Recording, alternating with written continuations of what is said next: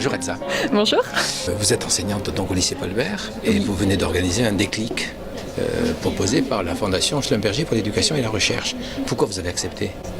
Déjà, première chose, parce que c'est très intéressant d'avoir une opportunité comme ça de rencontrer des chercheurs. Pour les élèves, en général, le monde de la recherche, c'est quand même quelque chose qui est très éloigné pour eux, surtout pour des élèves qui sont en section scientifique, donc qui sont amenés à potentiellement à travailler dans ce domaine. Donc je trouvais vraiment super comme opportunité de pouvoir rencontrer autant de chercheurs pour les élèves. C'était vraiment intéressant et on comprenait vraiment les choses parce que c'est plus intéressant de les rencontrer et de leur poser des questions face à face que plutôt ils nous expliquent pendant une conférence, parce que là on va pas vraiment comprendre, on va pas vraiment s'intéresser, alors que là comme on a un petit nombre, et puis on leur pose la question yeux dans les yeux, ils nous répondent. En conférence on n'a pas le temps de poser des questions ou de quand on a une petite affirmation, alors que là quand il y a un problème de compréhension, même on prend des notes, on a vraiment ils prennent vraiment le temps de nous répondre aux questions qu'on a. Alors parmi les élèves, un grand nombre d'entre eux ne feront pas de la recherche pourtant. Et alors, est-ce intéressant malgré tout de faire venir des chercheurs ? Bien sûr, pour l'ouverture sur le monde, justement, pour qu'ils soient au courant de toutes ces possibilités et effectivement qu'après ils puissent faire leur choix pour leur orientation, mais qu'ils soient au courant, qu'ils connaissent un petit peu ce domaine qui est en général un peu moins connu du grand public par rapport à certaines autres filières. Quel est l'intérêt d'organiser ce type de rencontre ? C'est pour faire intéresser les élèves dans la science, dans la recherche, et pour qu'ils comprennent ce qu'on fait, comment on sait ce qui est vrai ou faux dans les médias par exemple. Donc vous pensez que la démarche scientifique peut être utile aux élèves, en particulier pour faire la distinction entre une vraie et une fausse nouvelle ? Oui, bien sûr. C'est plutôt la façon le système scientifique, la méthode scientifique, mais on peut l'utiliser dans la vie quotidienne quand on trouve, quand on lit un article ou on entend quelque chose sur la télé. On peut utiliser la même façon de penser pour évaluer la crédibilité ou pas d'une histoire. Oui, moi je suis tout à fait d'accord. Je pense que les médias doivent être regardés avec un esprit critique et les gens doivent pouvoir critiquer les infos qu'ils voient et trouver les sources. Et ça, c'est une grosse partie de la démarche scientifique. Alors en gros, il y a les chercheurs, donc directeurs de recherche comme Mario, il y a les chargés de recherche, donc qui dirigent leur recherche à une plus petite échelle, on va dire, qui sont au sein d'une équipe dirigée par un directeur de recherche. Il y a les post-doctorants et les thésards. Donc voilà, qui eux vont faire les manips, qui vont essayer de comprendre, répondre aux questions biologiques, dans mon cas, ou physiques, ou économiques, en fonction des sujets sur lesquels on traite. Mais voilà, il y a des métiers en soutien de la recherche. Donc il y a les techniciens. Les techniciens, donc, qui eux qui vont plutôt préparer par exemple mes cultures de cellules, qui vont préparer certaines solutions, qui vont entretenir certains objets, pour être sûr que la recherche se base dans un bon cadre. Il y a les ingénieurs de recherche ou les ingénieurs d'études qui vont développer certaines approches. On va dire, ce microscope, on va essayer de développer un nouveau procédé qui va permettre d'avoir des images plus précises. C'est mixte, il y a de tous les horizons, il y a des accents, etc. Et ça c'est cool.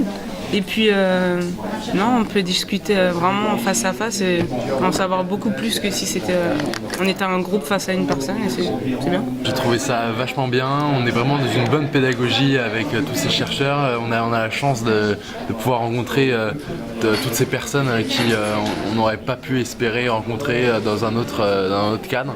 Qui nous apportent des connaissances sur ce qu'ils font, donc après nous on pose des questions pour après approfondir nos connaissances. Parce qu'on n'a pas vraiment l'occasion dans la vie de rencontrer des chercheurs. Donc, Est-ce que vous les imaginez comme ils sont ?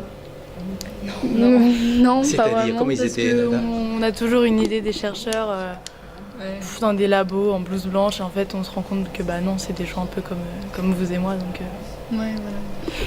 Alors je l'avais déjà fait l'année dernière et j'avais déjà trouvé personnellement que le projet était vraiment super.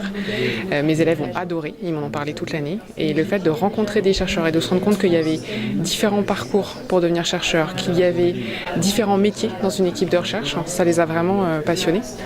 Et puis c'est un moment dans l'année où ils se rendent compte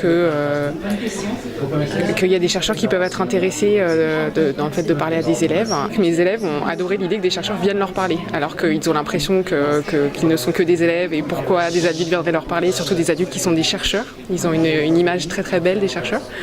Et donc ils étaient extrêmement heureux d'avoir rencontré des chercheurs.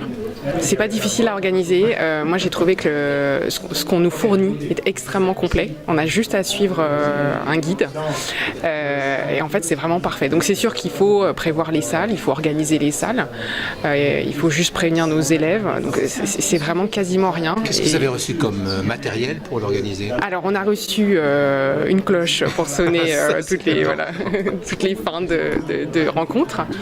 Et on a reçu une liste avec tous les chercheurs qui viendraient, le nom de tous les chercheurs et un certain nombre de documents nous expliquant comment organiser les salles, comment prévenir nos élèves, comment faire travailler nos élèves à partir de ce qui allait être fait durant la rencontre. Bonjour Mario Pendet. Bonjour. Tu es directeur de recherche. Quel est le sujet de ta recherche et puis où est ton laboratoire?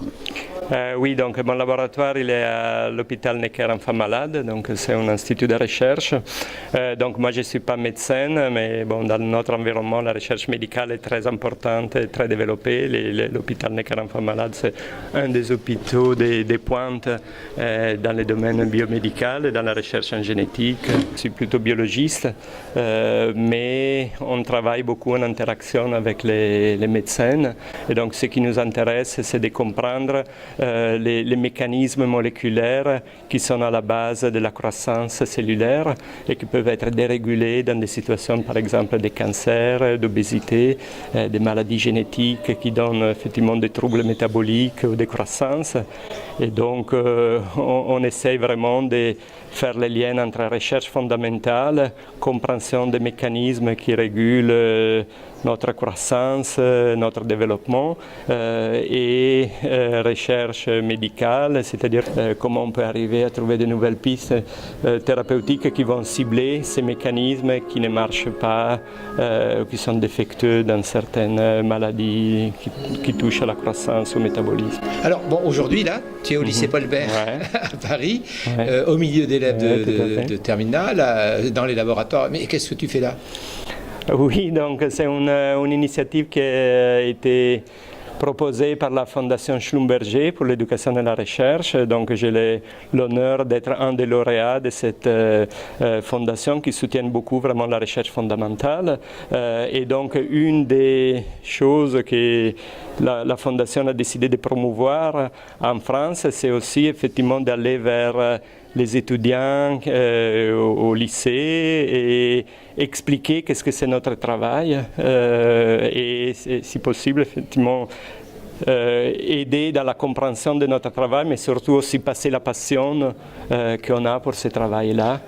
Et effectivement, c'est très enrichissant. Alors ça, c'est une décision de la Fondation, mais toi, à titre personnel, qu'est-ce que tu trouves dans ce type de démarche qui s'appelle Déclic? Oui, tout à fait. Donc, bon, pour moi, c'est très passionnant parce que bon, je suis étranger ici en France, mais maintenant je suis citoyen aussi français, je suis italienne, donc pour moi, c'est vraiment un moyen de connaître aussi les pays qui m'ont adopté, c'est-à-dire rencontrer vraiment les jeunes, les systèmes d'éducation, l'école publique. Ce qui est vraiment très passionnant, c'est de se rendre compte que les jeunes sont vraiment encore très ouvertes, n'ont pas de préconcepts, sont vraiment très ouvertes à ce qu'on les tableaux qu'on leur montre. Ils n'ont pas encore vraiment un dessin de carrière très préétabli. Ils sont vraiment très ouverts à de nouvelles expériences. Et donc je trouve que c'est vraiment un bel âge pour pouvoir partager notre passion pour la recherche avec les étudiants. Merci beaucoup Mario. Merci à toi. Et donc, mais par contre, une chose très importante, c'est que cette hérédité ne doit pas être immuable. Il peut y avoir des changements, des mutations. Et donc on parle d'évolution par sélection naturelle d'une génération à l'autre.